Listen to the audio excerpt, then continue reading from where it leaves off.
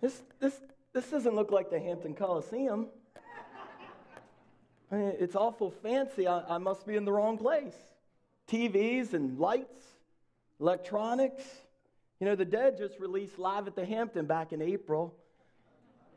It was recorded in 1974, and as I was trucking through Virginia, I figured I'd stop and take some photos. But I just don't think I'm in the right place. Does anybody have directions? Anybody? So good morning, Vineyard.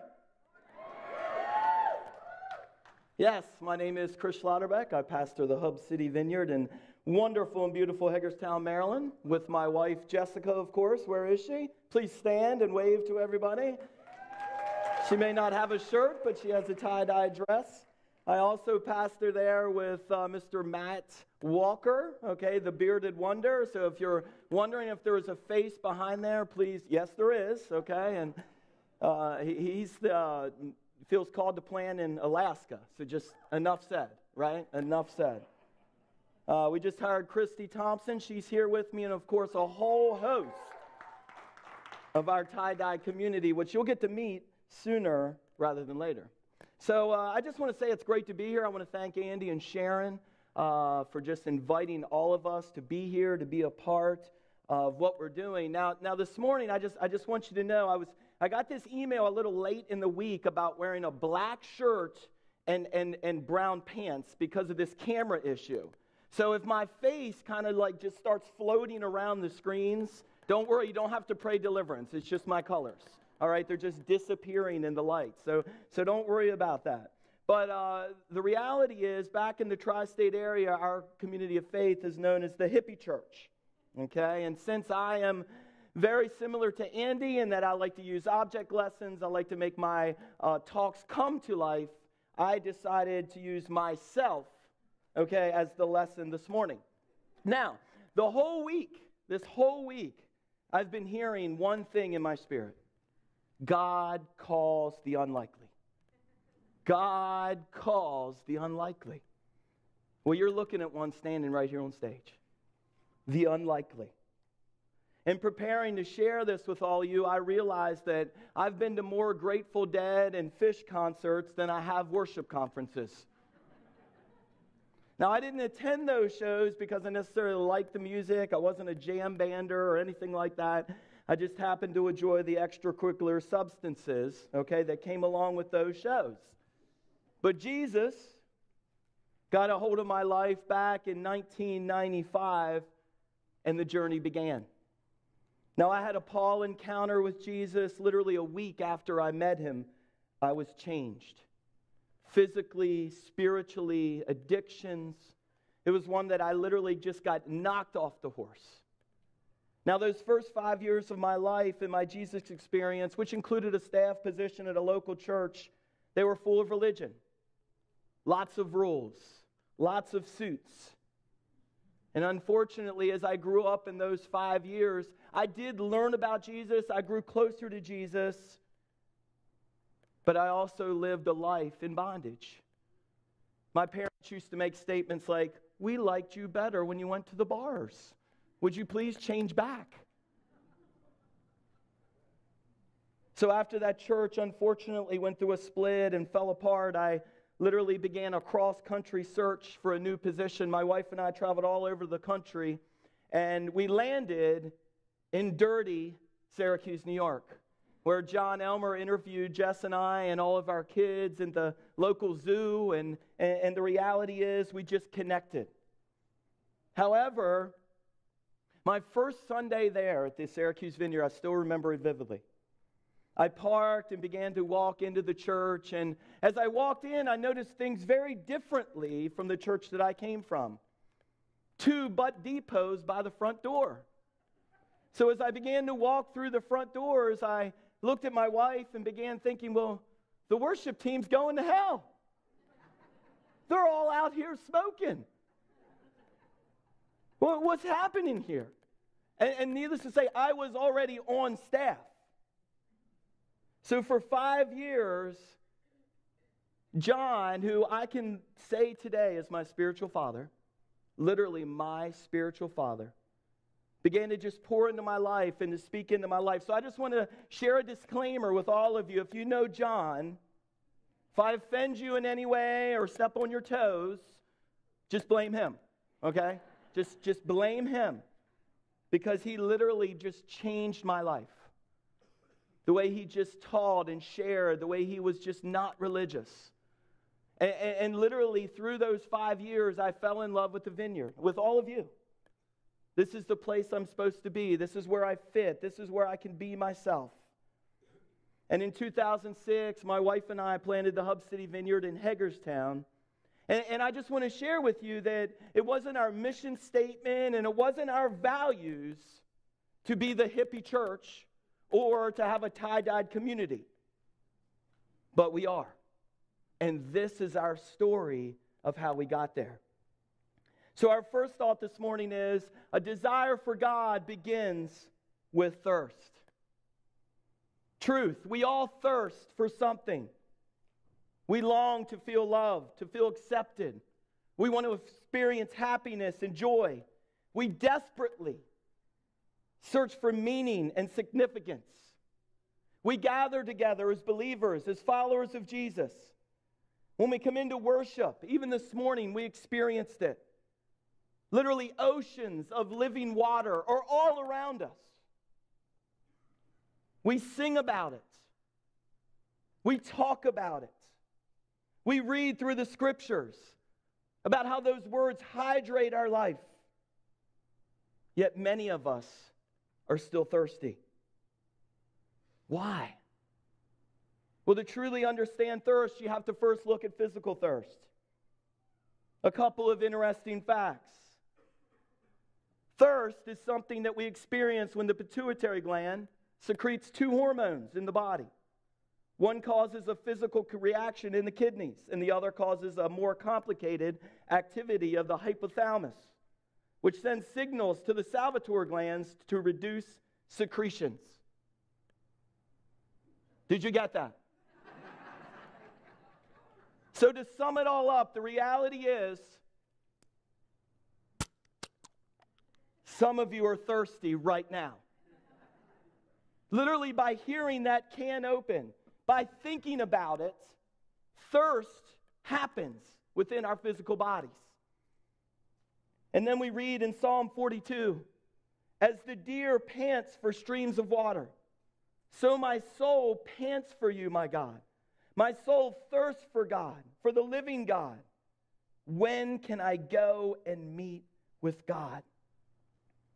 We all, as a region, as local churches, we need to capture that type of spiritual thirst. We must thirst and long for God. Now, we're Americans. We love to celebrate holidays. Just recently, we all gathered to watch thousands of fireworks and explosions on July 4th. Of course, we have Christmas and Thanksgiving. But the Jewish people, of course, love to celebrate holidays. There were 3 great national feasts in the Jewish religious calendar: the Feast of Passover, the Feast of Pentecost, and the third, the Feast of Tabernacles. Now, Jesus was speaking here in John chapter 7 during the Feast of Tabernacles. Understand that this is a high, holy day in the life of the Jewish people.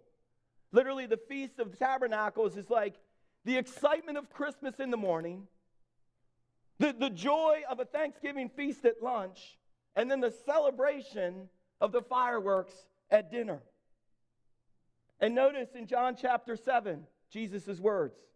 On the last and greatest day of the festival, Jesus stood and said in a loud voice, "Let anyone who is thirsty come to me and drink.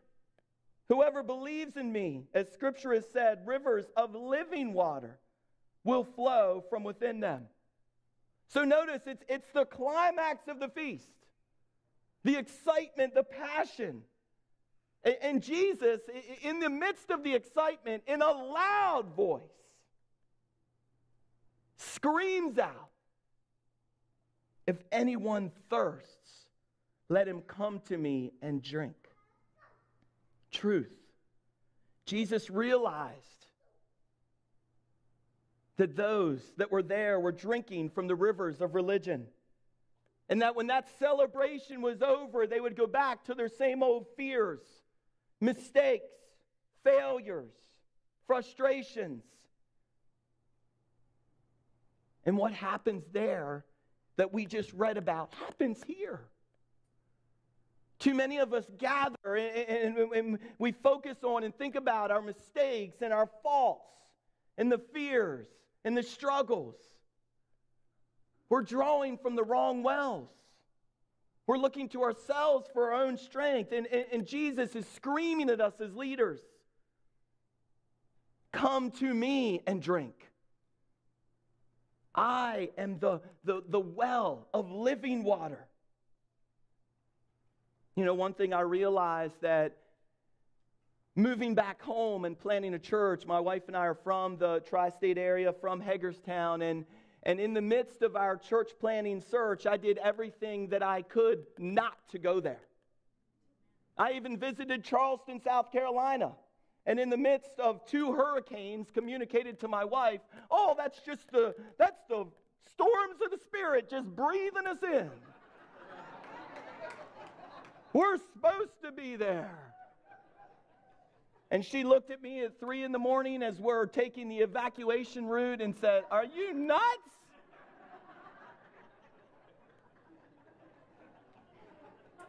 So after a short stay in Myrtle Beach and on vacation, we ended up back at Hagerstown, and walking along the C&O Canal, I began to share with Joe, well, if I lived here, I would do this and serve and evangelize that and this. And the reality is, I was supposed to go there, but Chris didn't want to go. Chris didn't want to go. God wanted me there, but I didn't want to go. And why? Because of the people. Old relationships and friends and even family. They look at me differently, and what are the questions are they going to ask? And can I really be Jesus to that community? Because of insecurities and just doubting myself. Well, I did it. I stepped out and went. And for the first 4 years of our community of faith, we were doing well. Gathering people and being myself. But I wasn't really myself. See, in 2010, I would have never worn this. I would have had jeans and a black shirt. I would have looked just like, the production crew wanted me to look like. But God changed me one day. It was New Year's Day, 2011, and God prompted me that I needed to do the polar bear plunge. So see, the polar bear plunge in our area is a big deal, a big fundraiser. Thousands of people gather to jump in the clean and healthy Potomac River.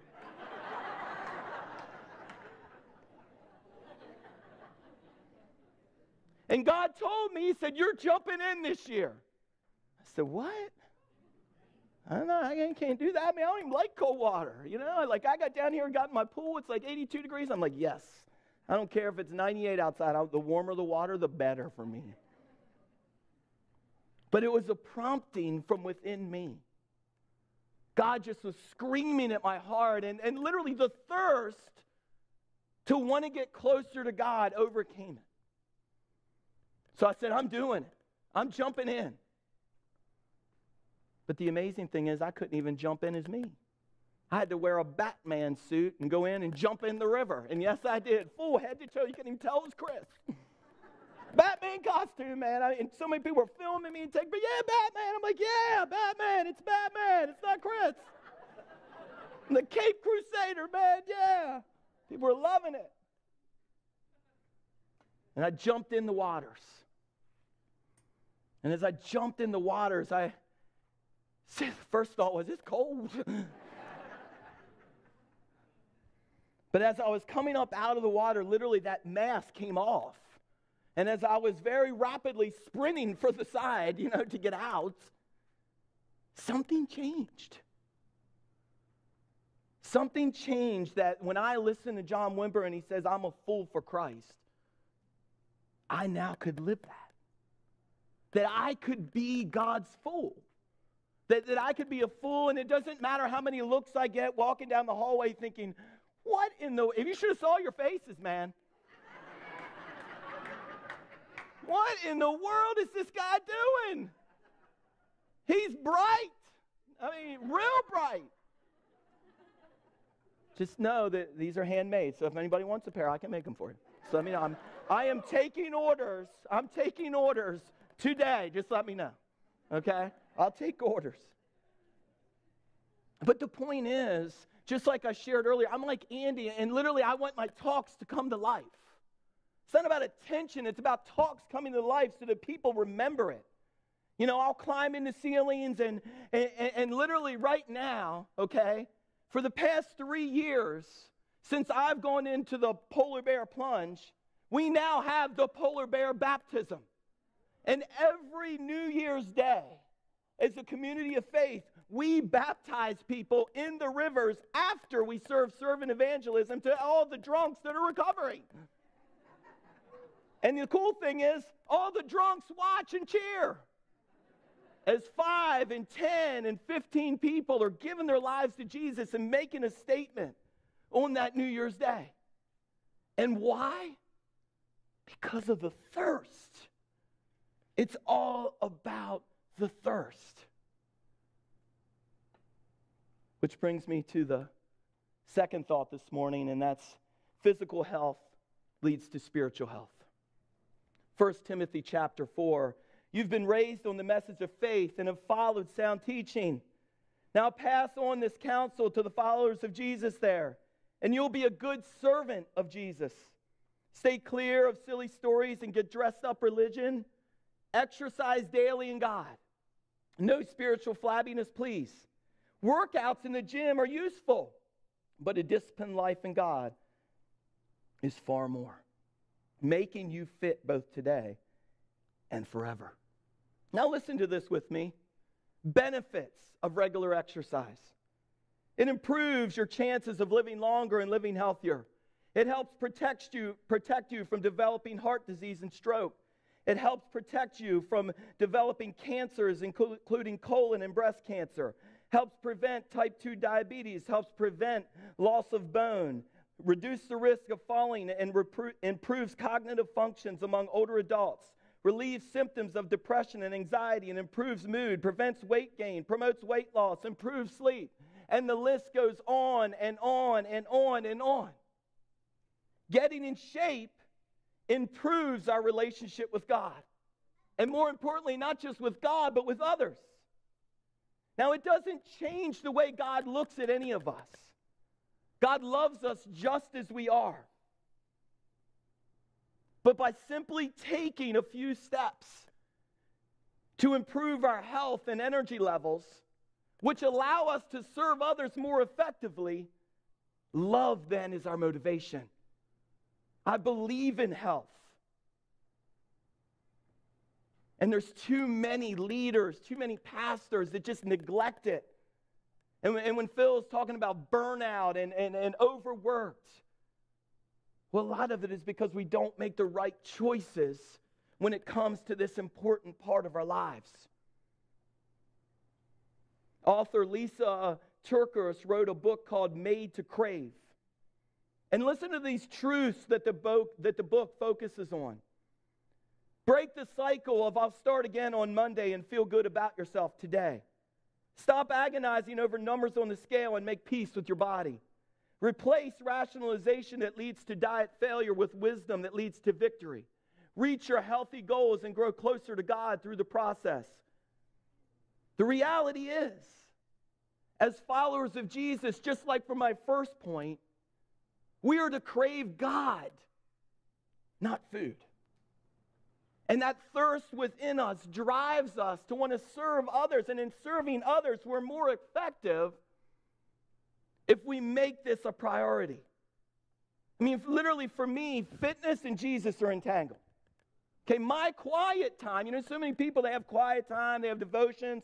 Some people can lock themselves in a closet and meditate and do those things. Not Chris.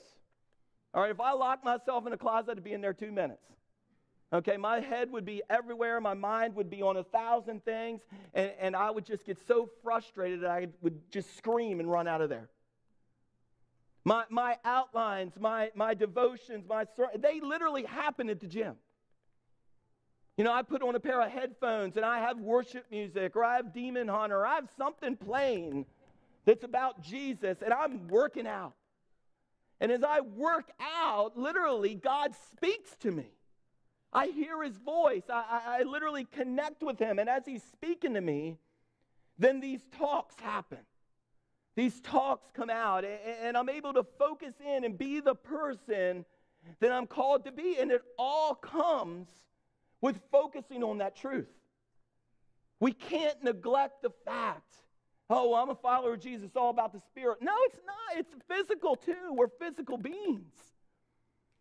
And if we don't take care of ourselves, then we're not going to last the long haul that Phil wants us to as leaders. You know, I tell everybody that, you know, my office hours begin at 8:30 or 9 at the YMCA. Okay, and I'm there for an hour and a half. So if you need to reach me, I'll call you when I'm done working out. Because that literally is a part of who I am. I communicate that to all my people. That's how I start my day. It's a part of my office hours. So you can meet me there. You can find me there. I'll pray for you right there on the bench press machine, I promise. Just come. I'll counsel you in Jesus' name right there. But that's where I'll be. And for many of us, we have to search inside and say, wait, have we neglected that side of my life? Which brings us to our third thought this morning, is that motivation comes from the kingdom. 1 Corinthians 15, we follow this sequence in Scripture. The first Adam received life. The last Adam is a life-giving spirit. Physical life comes first, then spiritual, a firm base shaped from the earth, a final completion coming out of heaven. The first man was made out of the earth, and people since then are earthy. The second man was made out of heaven, and people now can be heavenly. In the same way that we've worked from earthly origins, let's embrace our heavenly ends. See, we're all descendants of Adam. You know, in the garden, he represented the status quo for what was normal. It was normal to be Adam before the fall. Then, of course, came the fall and all of its consequences. But God wanted more. Jesus came. He broke the pattern of sin. He paid the price for freedom. His resurrection means that the same power now lives in us. We're the vineyard. We're a kingdom people. Is that our motivation? Is our motivation to do what Jesus did? You know, we're doing a series right now. Do what Jesus did. Pretty ironic, huh? And this past weekend, I was up in Cleveland. I was with my daughter. She's a softball player. She had a tournament in Cleveland. I was supporting her all weekend. And ever since this series started, God has just been prompting my spirit. Prompting it. So we roll into Target to grab some turkey to get ready to make some lunches for the next day. And while we're checking out, the young lady at the checkout counter shares with Trinity and I that she had a headache. I was like, really, why? Oh, it just must have been a long day. Like, oh, that's unfortunate. Paid my bill and walked out. And as I'm walking out, I look at Trinity and I say, you know something, Trin? I should have prayed for her. I missed an opportunity. So Trin, in her deep spiritual wisdom, looks at me and says, well, let's stop and pray now. I said, okay. So we did, but then I shared with her. I said, no, it's like God was prompting me right there to pray for that young lady. And I didn't. So the next day comes, and we had a break before we were playing softball, so we went to Lake Erie and began to walk along the beach. And as we were walking along, there was a lady sitting out on the rocks. Trin and I walked by her, greet her, smile. I was wearing one of these. She really liked my shirt. I said, oh, we love it too, you know. And we were walking along, and then Trin looks over at me as we're walking at the beach up from this young lady, and she goes, Dad. I said, what? We should have prayed for her. God told me to pray for her. I was like, man. Well, we didn't. But the next time, we will. And she just kind of nodded and agreed with me. And then the funny thing is, she kind of put her arm around me and said, let's go have devotionals. I said, that's a good idea, Trin. Let's go do that. And the funny thing is, you're sitting here thinking, what are you sharing those stories for? You're a complete miserable failure. I mean, you just made a complete idiot of yourself and just said, well, basically God's talking to you and you didn't listen. And it's true. I didn't listen. But you all can relate to that. And in relating to, it's all right, nod your head. Yep, nod it. I mean, we're not all Robbie Dawkins, right? I mean, come on, get real. I haven't gotten to a place where I'm sitting beside those in the ER praying for broken bones and watching them get healed, or wanting to run to those that just died and raise the dead. Okay, I'm just not there yet, but I'm trying to get to a point where I will be there. And notice that I said in my point that motivation comes from the kingdom. So the reality is, my motivation now is, look, God's speaking to me. I'm hearing him clearly outside of these meetings as I'm walking around from place to place. Now it's my motivation not to fail again. So now I am even more motivated to listen and to be open to what God's doing all around me, so that as he speaks to me, then I can get to my next point, which is action is required for lasting change. 1 John chapter 3, dear children, let us not love with words or speech, but with actions and in truth. James 2, in the same way, faith by itself, if it is not accompanied by action, is dead. And we all know those. We share those with our people, and we challenge them in that, right? And we say, these are the things you need to do. Well, I just want to share with all of you that pastors, you were circling this room last night and share and ask each and every one of you, what do you want for your people? And you all shared it, right or wrong. If you're not living it and the action's not coming out of you, they're not going to do it. It all starts with us. Leaders, if we're not creating and challenging opportunities for the rest of those within our community of faith to grow and change, and we're not living it, then they won't. Which brings me to my important story. How did we become the hippie church? Well, as an early setting, we've always desired to want to serve the poor. We just said it. We're big on social justice. We're going to serve the poor. So even with 40 people, right? 40 people.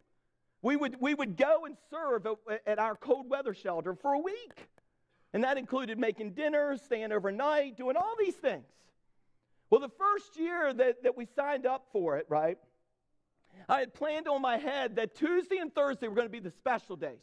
Tuesday, we were doing homeless karaoke, so we were taking the karaoke machine. And Thursday, we were having board night. Okay, so we were going to play Monopoly or whatever it is that we took. And as I rolled in on that Tuesday with our karaoke machine, all these people looked at me with my 25 followers and said, what are you doing?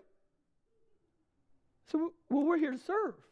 We're here to serve at the shelter. Well, we got the machine. Why you got all these people? What's going on here?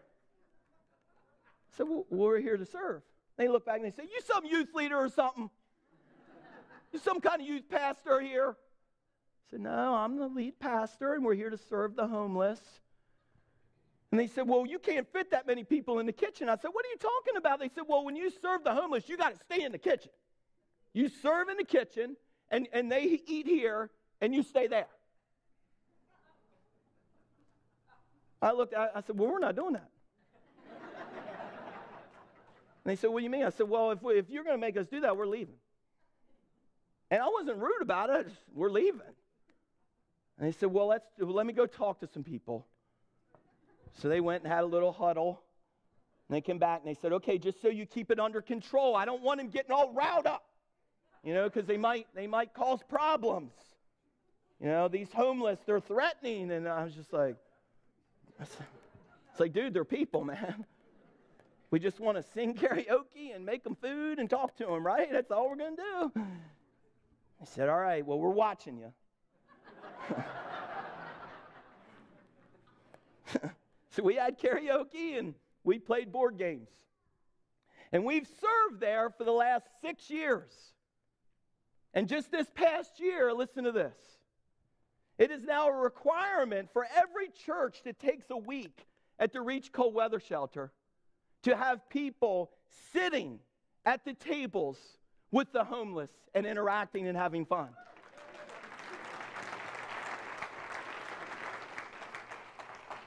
Action is required to produce lasting change. Action. It's our responsibility. So I'm just one person as I come to a close here that's all about action. So I have a few action steps for all of us, but I need to ask my tie-dye community to help me out here. Please pass out my gift to everyone. Everybody's going to get a gift right here real quick. They're coming around right now. You came up on the first side. Yeah. All right, here we go.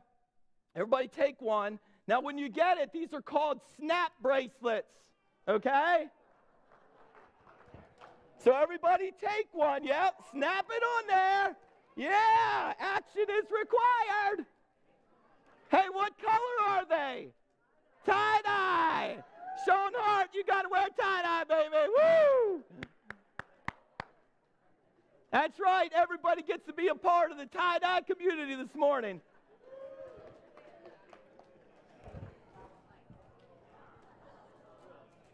Snap them on there. I hear them. Snap. Shoot.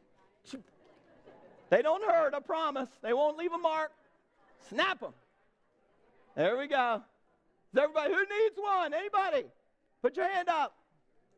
All right, I think we got them.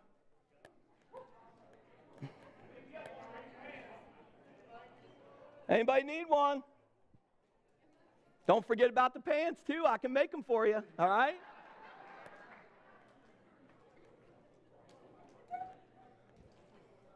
All right, so here we go. 4 things we need to do and take action upon ourselves. Living the tie-dye life. Now, I understand tie-dye is not for everybody. Okay, I listen to Demon Hunter. I'm a hardcore fiend. Okay, I'm very intense. I'm a very competitive individual. I'm not a hippie. Okay, but I've embraced what my community has labeled us. I said, man, if you want to call us hippies, we'll embrace it. All right? Because that, ever since we became a part of that cold weather shelter, they're like, man, you guys are the hippie church. You just love everybody. And I thought to myself, well, isn't that what we're supposed to do?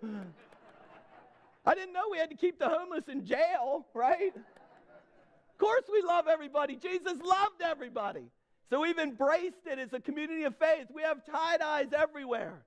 Okay, no, the reality is Jesus was the original hippie. We're embracing it and living it as a community of faith. And I just want to challenge all of you this morning. You may not wear tie-dyes, but it doesn't mean, it doesn't keep us from taking these steps to grow in the change. And the first, you got to stay thirsty. I mean, look at what Jesus said there. Let anyone who is thirsty come to me and drink. Notice what he said. He was addressing something specifically. Are you thirsty? And the reality is, he quenches the thirst. So when we wake up in this morning, are you thirsty? Do you thirst for Jesus. You know, there's a commercial out right now for Dos Equis that all of you know. Jonathan Goldsmith, the world's most interesting man, ends the commercial with, and that's my prayer for all of you.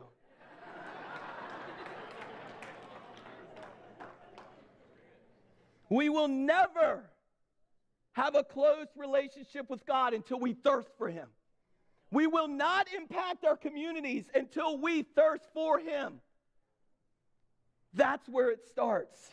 And notice in Matthew chapter 5, blessed are those who hunger and thirst for righteousness, for they will be.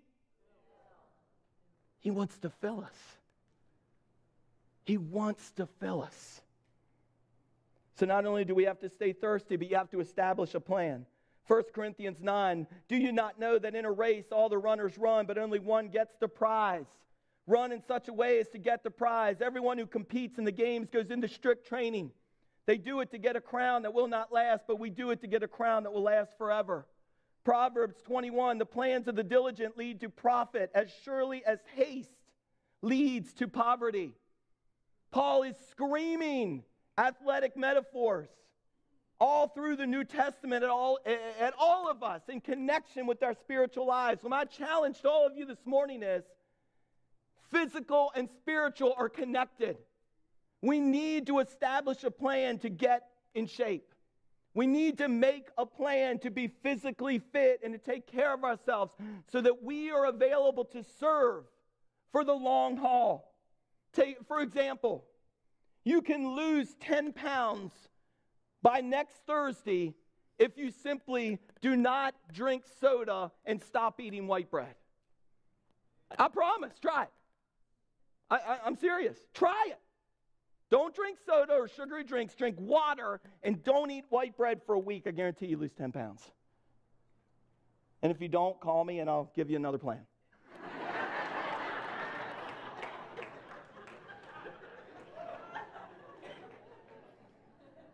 Make a plan. Focus on the kingdom. 1 Corinthians 15. Let's embrace our heavenly ends. As followers of Jesus, we can live on these simple truths. God is present and He wants to do something.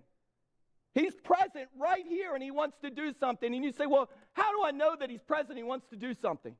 Look in the mirror. We were all at a place where we needed God, and He did something. He did something in me, and He did something in all of you. He is present, and that has got to become our motivation. Jesus said in John 20, as the Father has sent me, I also send you. And for many of us, we have to come to the reality that this doesn't mean that it happens just on Sundays. Okay, Jesus just don't show up and impact lives, and the Holy Spirit just don't heal during our Sunday gatherings. He desires to do it through us 7 days a week. 7 days a week. You know, while I was out in Ohio with Trinity, she said to me as we're driving along, why aren't these people wearing helmets? They're riding their motorcycles, and look at that guy. She goes, look at that guy. He's got his helmet hooked on his motorcycle, and you don't have it on his head. He's riding down the road at like 90. She goes, what's the deal? I said, well, it's not a law here. They're not required to wear helmets. She said, well, that's just stupid. Don't they know they're going to die if they fall? I said, well, I guess that's a chance they're taking. You know, and I began to think about that, and the reality is, we have the kingdom. We have the kingdom. But how often we just take that helmet and just put it on the back seat? We don't wear it. We don't walk around with that kingdom motivation. We just put it on the back seat. I'll wait till Sunday. I'll pray for Sunday. It'll all show up. God's prompting us. He says, no. He says the kingdom's got to be our motivation 7 days a week. And then finally, you got to take action, friends. Take action. Isaiah 6, as I heard the voice of the Lord saying, whom shall I send and who will go for us? Then I said, here I am. Send me. Send me. How many of us need to step out and say, yes, that's me. I need to answer. Send me. So many of us struggle with the reality that we come to these conferences. And yes, we bring struggles and we bring baggage and we bring the things that we want God to change and we want freedom. And I encourage you all in that. But why don't we come to a place of celebrating what God does and allow that joy when we come into that freedom experience? Let's not focus on let's focus on what God's doing. And let's embrace this and work hard with joy. We're all called as leaders in the Mid-Atlantic region to joyfully display a kingdom mindset for our people and our communities. And we have got to come to a place of when we take action, we do it with joy. Not with just burdensome or a negative attitude, but with just joy and passion that says, yes, I will go. And I will go 7 days a week.